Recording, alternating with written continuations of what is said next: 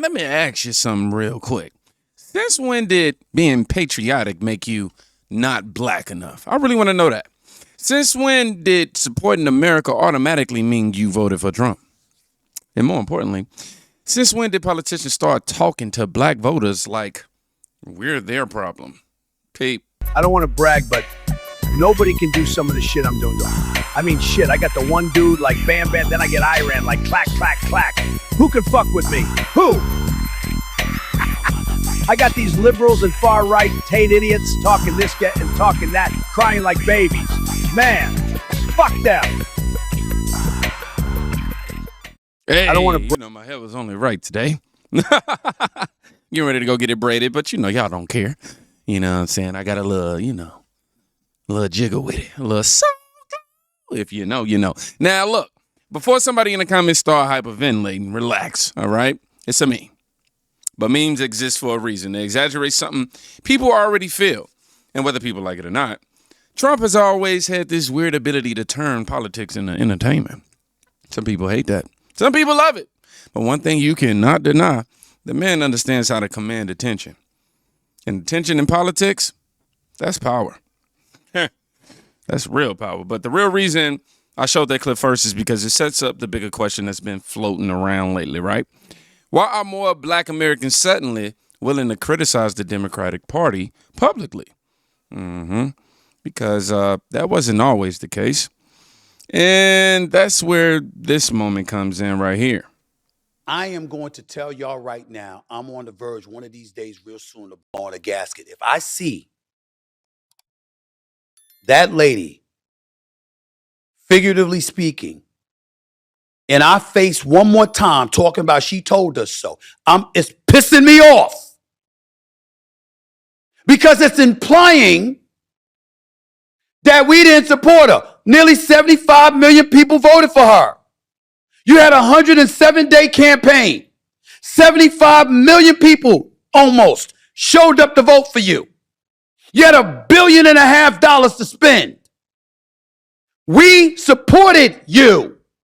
Why are you sitting at a memorial service in a church with nothing but black people around you talking to us about you told us so, like we didn't support you? I voted for her. Most black folks voted for her. What are you talking about?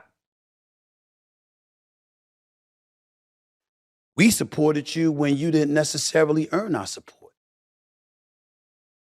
You didn't go through a primary. You didn't scallivant around the country earning our vote, knocking door to door. You didn't do that. You bypassed the primary. You were handed the presidential nomination for the Democratic Party once Biden stepped down. You had some people in the Democratic Party laughing about the fact that, you know what? We're glad that Biden stepped down when he did, because had he stepped away earlier, there would have been a primary. She wouldn't have been a Democratic nominee for the presidency. And after that, you know what? She wouldn't have had that opportunity. It wasn't us that went on The View. And when you were asked, is there anything different that you would do compared to what Biden did? I really can't think of anything. We didn't do that. You did. And we voted for you anyway. We told you to be aggressive, to stop being so damn loyal to Joe Biden, to making sure that you assuaged his concerns, and as a result, you were conducting yourself in a fashion that was non-offensive to him, more so than prioritizing getting as many votes as you possibly could to win the presidency, and you could thank him and you could take care of him later. We were telling you that. We were telling you to be more aggressive. We were telling you to be more assertive. We were telling you to remind people of your record. You were an attorney general. You were a senator. You were the reigning vice president of the United States. You had the credential. What were you being passive for? You didn't want to be disloyal. You didn't want to come across as being disloyal. But we found out in your book, after you lost the election. You didn't tell us all of that beforehand. You wasn't aggressive beforehand. You didn't push the envelope beforehand. Black folks still supported you. Why you keep standing in our face talking about you told us so? Like somehow, some way we went against you and we didn't believe you and we didn't support you. Yes, we did. Yes, we did. in some cases against our better judgment. We still supported you. I say all of that because I'm sick and tired of us walking around passive and absorbing and stomaching this stuff that is flat out untrue. Black folks voted for Kamala Harris. Supported Kamala Harris. You didn't have to say you told us so. We knew, we still know. And we supported you. You yourself had to admit that you didn't campaign accurately or the right way. You keep leaning on 107 days that you had.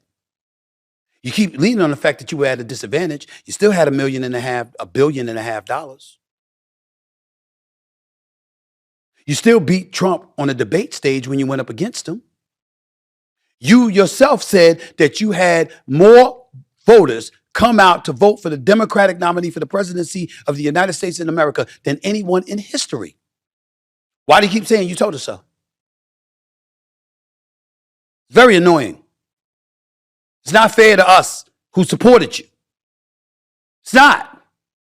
And then we find out how candid and in your face and unapologetic you could be when it's time to sell your book, but not when you're running for the presidency. Come on now. We've been supporting you. We've been spewing your credentials. When they tried to minimize you, your intellect, your accomplishments, or anything in between, we jumped up and defended you. Why are you telling us, I told you so? Like we did you wrong. We did not.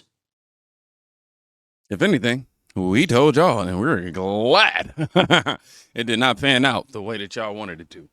Sheesh. Now, we're going to pause right there, obviously, right? Stephen A. is not a conservative commentator. We know that. Wink, wink. I think he's definitely getting there. This guy, this is a guy who has supported Democrats publicly for years, though. But what he's saying right now is something a lot of black voters quietly feel. And that is this. Don't talk to us like we owe you something. You can't skip a primary.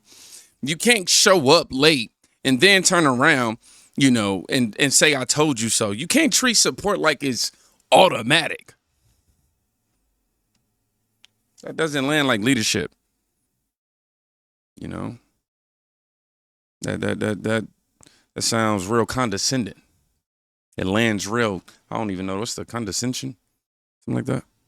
And then, and the reason that most, that moment right there hit most people so hard is because it exposed something Democrats have gotten comfortable doing. They treat black voters like guaranteed voters instead of respected voices. And that frustrates a lot of us. And it doesn't just show up in politics. It shows up in culture too. You don't believe me? Peep. So I just left the dollar store. I was in there getting Pampers because I've been checking TikTok lately and I have to come out of retirement, but that's neither here nor there. The cashier behind the counter looked at me and said, I don't know what you mix with, but I can tell you're black. How could you as a black man walk around with that flag on your shirt? I said, first of all, both my parents are black. I'm just bright. She said, oh, I'm sorry. I said, don't be sorry. I understand. Like, I'm hella bright. I understand. Like, nobody believes that I'm fully black until I tell them. And I said, more importantly, though, you know what? When I put this on, I thought about my feelings. I never thought about how it would make you feel. I'm sorry, let me go to the car. I'll be right back. And I came back inside like this.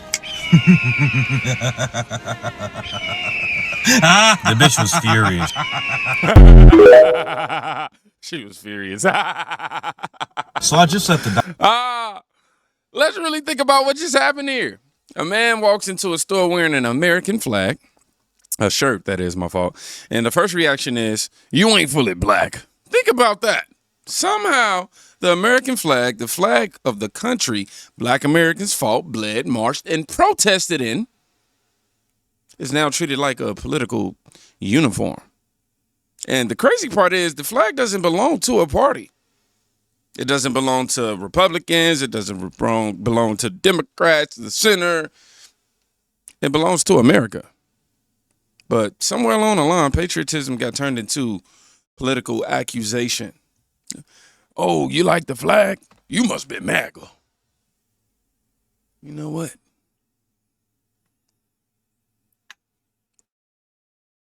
The flag will not be disrespected here. I'm going to hold it up right. Oh, you question Democrats? You're a sellout.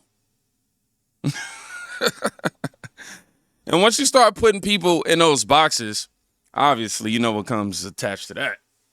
And that is, you stop listening to them. Which is why moments like this next clip starts resonating with people. Y'all peep this. I think America hates Donald Trump because he acts If I can like a get it. dad. He acts like a dad in the house. Think about the house. The dad never gave a fuck what y'all felt. He gave a fuck how the kids was mad. Nigga, I work my ass off. I'm gonna sit in my couch. And that's why kids don't play with their daddy. I just think he acts like America's father. And I think that we're so used to people pandering us, making us feel loved, that if it doesn't feel like that, we like, yo, I don't like this nigga. That's why I'm like, how do y'all let this nigga get to y'all? Tell him what he want to hear. He love you. That's the easiest people to be around. You can say Donald Trump is the most predictable human being alive. If you say I love him, he gonna say I love you back. If you say I hate him, he gonna say you're a piece of shit. So if he who angers you controls you, nigga, we control this nigga. Why we let him get to us? Donald Trump is the reason why music sucks. Donald Trump is the reason why TV sucks. Donald Trump is the reason why entertainment sucks. You wanna know why? Because he's more entertaining than all of that shit in his real life. When Joe Biden was president, I didn't even know we had a fucking president. Now, that right there is interesting. Because what he's describing isn't policy, obviously. He's describing energy, that dad energy. The bluntness, the willingness to say things people want to hear. And whether you agree with Trump or not, that's the style of leadership a lot of Americans recognize, especially people who grew up with a father who didn't sugarcoat things.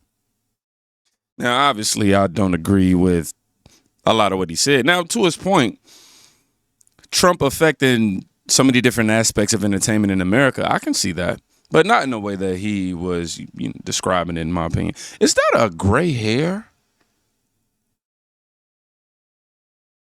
Wow. I think that's a gray hair. Anywho. But the one who said, do your job, clean your room, get it together. That father-like figure is what he was describing. Now, some people hear that and think it's refreshing. Other people hear that and think it's offensive. But the point is, people are reacting to how leaders make them feel. Which brings us to the media part of this whole situation.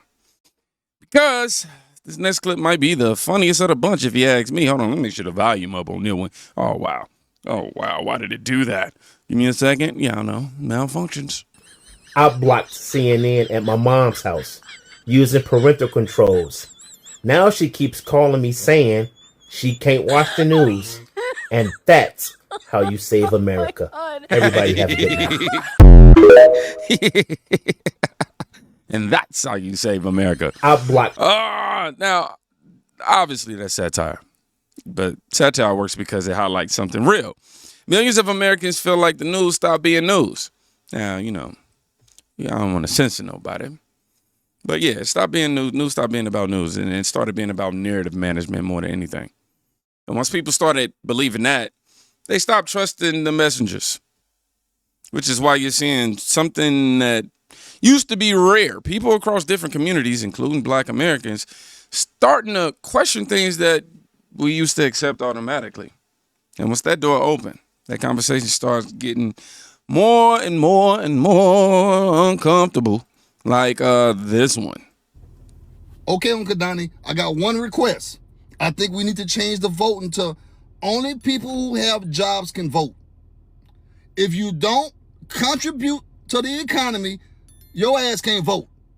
So, let's get that to the White House. Let's pass that. No job, no occupation, no vote. Bottom line. My guy said no occupation, no vote. Now listen, the idea right there is definitely controversial, but the reason clips like that go viral isn't because everyone agrees with them. It's because they tap into frustration that people actually feel. It's because the frustration of people today who believe the system rewards dependency more than contribution. It's like, Now, whether you agree with, that or not, that's the debate people are having right now. And debates like that are exactly why you're seeing so many conversations happening inside of the Black community politically. Because more and more people start to ask a simple question. Who actually respects our vote? In my hair. Who earns it? And that's really the biggest story behind all these clips. It's not about one politician. It's not about one party. It's about something deeper that's happening politically. For decades, we can say assumptions were simple. Black voters equal automatic Democrat support. I mean, that's how I grew up.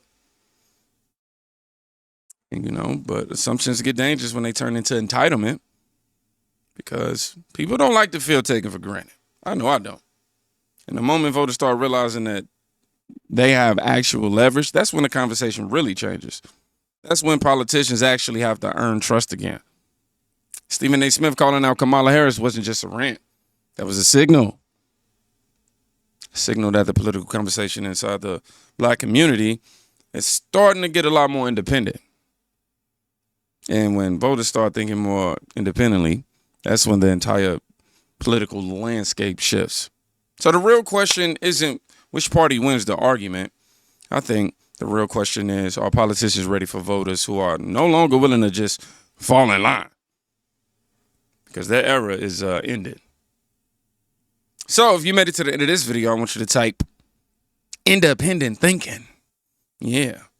Because this side of my hair is real independent in comparison to the others. Like, come on, man, just lay a little lower. My soul not glowing, y'all. Well, on the inside, my real soul, God. I was talking about the coming to, okay. Independent thinking. Y'all be safe. Go check out somebody today. You can quite literally be saving their life. Peace.